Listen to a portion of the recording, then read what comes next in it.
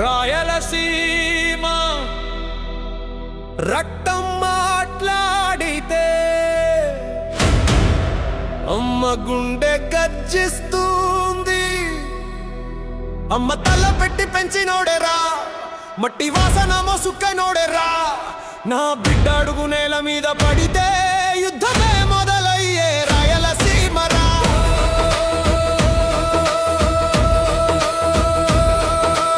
అమ్మ చూపే శాసనం రా, అమ్మ మాటే ఆయుధం రా.